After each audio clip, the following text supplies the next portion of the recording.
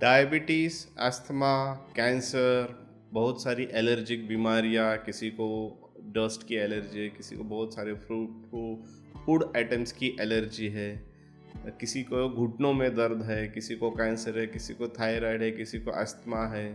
कि न जाने बहुत सारी बीमारियों की जो एज था वो आज बहुत कम आ चुका है। जो कभी बीमारियाँ 60 के ऊपर, 70 के बाद, 80 के बाद होती थी, आज वो बीमारियाँ हमें 30s में, 40s में और कुछ केसेस में उसमें भी कम एज में दिख रही है। ये क्यों हो रहा है, उसका डिस्क्रिप्शन हमारे लास्ट वीडियो में मैंने ऑलरेडी किया हुआ है और आप वीडियो को देख लीजिए, आपको समझ में आ जाएगा। लेकिन ये बीमारियों का जो पहले जैसा होता था कि हमें 70s में, किसी को 90s में, तो हमें उसको फाइट कैसे करना चाहिए, उसको ठीक कैसे करना चाहिए, परमानेंटली हम उससे कैसे ठीक हो सकते हैं, उसके रिगार्डिंग ये आज का वीडियो है। तो इसकी पूरी जानकारी आपको चाहिए, आपको खुद को हेल्दी रखना है, तो ये वीडियो को एंड तक ज़रूर देखिए और हमारे वीडियो को लाइक और शेयर कीजिए, जो कि आपके जैसे बहुत सारे लोगों को उसका फ़ायदा हो सके। तो शुरू करते हैं कि इसको हम कैसे फाइट कर सकते हैं।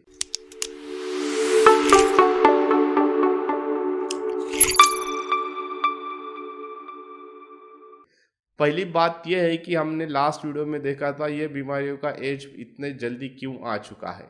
क्योंकि पहली एक इम्पॉर्टेंट चीज़ जो है कि हम तो बहुत सारे सेडेंटरी हैबिट्स में हम इतने घुल चुके हैं कि अब ये लगता है कि यही सही है।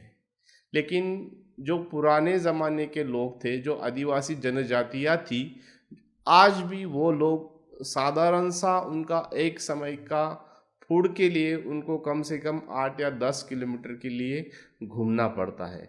तो इसका सीधा मतलब ये कि होता है कि हमें एक्सरसाइज या हमारी बॉडी को एक्सर्शन करना चाहिए, जो कि बहुत सारी बीमारियों की एक वजह है कि हम लाइफस्टाइल डिसीजेस के लिए बहुत ज़्यादा यूज्ड हो चुके हैं, फास्ट फूड खा रहे हैं, रिफाइंड फूड खा रहे हैं और उसके साथ साथ हम खुश भी नहीं रह रहे हैं। बहुत सारी जिम्मेदारियाँ, बहुत सारे बेवजह के जो ड्रीम्स है, कुछ ऊपर के जो लोग हैं वो भी आपके ऊपर थोप देते हैं कि आप ये बनो, वो करो। तो ये करना नहीं चाहिए, ऐसी बात नहीं है, लेकिन आप खुद का शांति, खुद का सुकून वो भी देखना चाहिए। क्योंकि आप इतना भागते हैं, नॉट ओनली फिजिकली बट आप अगर मेंटली भी हम दौड़ते रहते हैं, ये करना है, वो करना है, कब कितना हम खुश रहते हैं उसको हमें ज़्यादा महत्व देना है। हम अगर खुश नहीं रहेंगे तो ऑटोमेटिकली बहुत सारे जो प्रेशर्स होते हैं, किसी को काम का प्रेशर होता है, किसी को फैमिली के रिस्पॉन्सिबिलिटीज़ का प्रेशर होता है, किसी को खुद को एक अच्छा जताने का प्रेशर होता है, या लाइफ में प्रूव करना होता है, बहुत सारी बातें होती है। तो अगर उसको हम स्पोर्टली या थोड़ी हैप्पीनेस के ज़रिए भी उसको कर सके, आपकी जो मन की बात है उसको अकॉर्डिंगली आप कर सके और अच्छा फूड ले सकेंगे, तो ये बीमारियाँ आपको नहीं होंगी। और हम अगर उसको देखते हैं तो पिछले 100-150 सालों में हम बहुत ज़्यादा अननेसेसरी केमिकल दवाइयों का इस्तेमाल कर रहे हैं। वो ज़रूरी नहीं है, ऐसी नहीं है, लेकिन उसका जुडिशियल एम्प्लॉयमेंट होना चाहिए। जहाँ ज़रूरी है डॉक्टरों की सलाह के अनुसार और जितना कम से कम ले सके उतना ही लेना चाहिए। लेकिन होता क्या है कि हम छोटी-मोटी बीमारियों के बारे में बहुत जल्दी मेडिसिन लेना शुरू कर देते हैं, बहुत सारे बैड फूड्स खाते हैं। तो आज के दौरान ये सारी बीमारियाँ हैं, वो तो लाइफ़स्टाइल की वजह से है। उसको जो हम ट्रिगर करते हैं, क्योंकि बॉम्ब तो ऑलरेडी हमारे अंदर है, हम किसी ऐसे फैक्टर्स की वजह से उसको स्टिमुलेट करते हैं और हम वो बीमारियों में लैंड हो जाते हैं।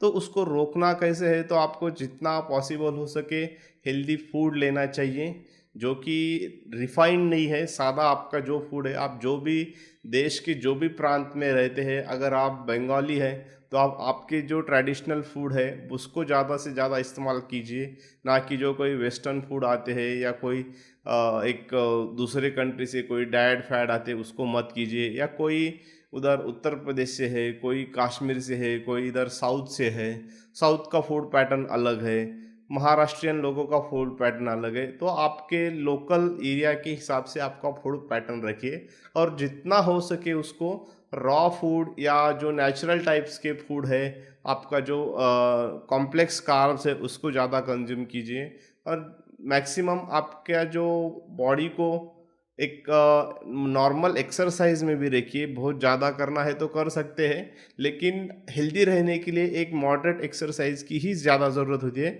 बहुत ज़्यादा एक्सरसाइज की ज़रूरत नहीं होती है।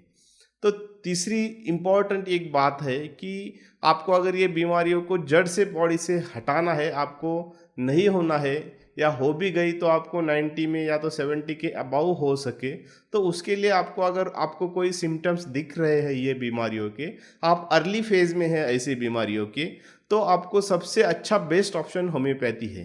क्योंकि आप अगर होम्योपैथी ट्रीटमेंट लेते हैं किसी डायबिटीज़ के लिए, किसी थायराइड के लिए, अस्थमा के लिए या कैंसर के लिए, कोई भी जो अर्ली स्टेजेस है ऐसी बीमारियों के, तो आप उसको जड़ से ख़त्म कर सकते हैं। लेकिन अनफॉर्चुनेटली क्या होता है कि पेशेंट पहले एलोपैथी लेता है, फिर आयुर्वेदिक ट्रीटमेंट लेता है, फिर और कोई उपाय करता है और तब उसको समझ में आता है कि ये कोई ठीक नहीं हो रही है, तब जाके होम्योपैथ के पास आता है। लेकिन होम्योपैथी में भी हम वो कंडीशन में उसको कुछ नहीं कर सकते। तो आपको थोड़ा उसका जो क्रम है उसको उल्टा करना चाहिए, क्योंकि पॉसिबिलिटी आपको लास्ट ऑप्शन में है। आप अगर होम्योपैथी को पहले ऑप्शन में रखेंगे तो आपका डायबिटीज़ ख़त्म हो जाएगा, आपका कैंसर बंद हो जाएगा या तो उसकी ग्रोथ रुक जाएगी, जो हो रही है वो 70-80 के बाद में हो जाएगी। आपका थायराइड जो है वो ऑटोमेटिक हम होम्योपैथिक दवाओं से उसको पूरी तरह से ठीक कर सकेंगे। आपको अस्थमा ठीक कर सकेंगे, एलर्जीज ठीक कर सकेंगे, जॉइंट पेन्स को ठीक कर सकेंगे। तो आपको बहुत ज़्यादा लाइफ टाइम उसका मेडिसिन लेने की ज़रूरत नहीं, आप हेल्दी रह सकेंगे। ज़्यादा से ज़्यादा 6 महीने से लेके 1 साल तक आपका इलाज पूरा हो जाएगा। आपको बीपी के लिए या कोई भी ऐसी क्रॉनिक बीमारियों के लिए किसी भी होम्योपैथी की नहीं, आयुर्वेद की नहीं या किसी एलोपैथी की दवा की ज़रूरत नहीं पड़ेगी। लेकिन आपको उसके लिए जब भी आपको ये बीमारियाँ होगी तो आपको सबसे पहला ऑप्शन होम्योपैथी देना चाहिए, क्योंकि उसमें ही हम उसको पूरी तरह से ठीक कर सकेंगे। और आपको अगर कोई 10-20% पेशेंट जो है, मैं लास्ट टाइम भी बोला था कि वो रिस्पॉन्ड नहीं कर पाते होम्योपैथिक मेडिसिन को, या तो होम्योपैथिक दवाइयों में उनका असर कम दिखता है, वैसे लोगों को आप एलोपैथी दवा दे सकते हैं। ऐसे 20-30% पेशेंट हो सकते हैं, लेकिन हम मैक्सिमम 70-80% लोगों को ये सारी बीमारियों से बचा सकते हैं, उनका बहुत सारा खर्चा कम कर सकते हैं और उनका लाइफ जो है वो हेल्दी रख सकते हैं। अगर आपको पूरा लाइफ टाइम हेल्दी रहना है तो ऑटोमेटिकली जो मैं आपको बोल रहा हूँ, आप अगर ये क्रम से जाएंगे तो और आपको बॉडी के लिए बेनिफिट हो जाएगा। और जो दूसरी एक बात है, अगर आप एलोपैथी को लास्ट ऑप्शन रखिए, उसके बाद भी आपको लगता है तो कोई और ऑप्शन है, आयुर्वेद है जो उसका लाइफस्टाइल है, आपको लगता है तो आप ले सकते हैं। लेकिन जो लास्ट ऑप्शन है जो एलोपैथी, वो लेकिन कंसल्ट सबका लीजिए, लेकिन ट्रीटमेंट का जो क्रम है जो मैं बोल रहा हूँ, पहले आप होम्योपैथी लीजिए, फिर आप स्टेप बाय स्टेप उसको जाइए, तब जाके आपको समझ में आ जाएगा कि होम्योपैथी का अर्ली केसेस में बहुत ज़्यादा इफ़ेक्टिविटी है, परमानेंट क्योर भी है। तो ये वीडियो आपको कैसा लगा कमेंट बॉक्स में ज़रूर बताइए, और ये वीडियो को और हमारे चैनल को ज़्यादा से ज़्यादा शेयर कीजिए। Thank you.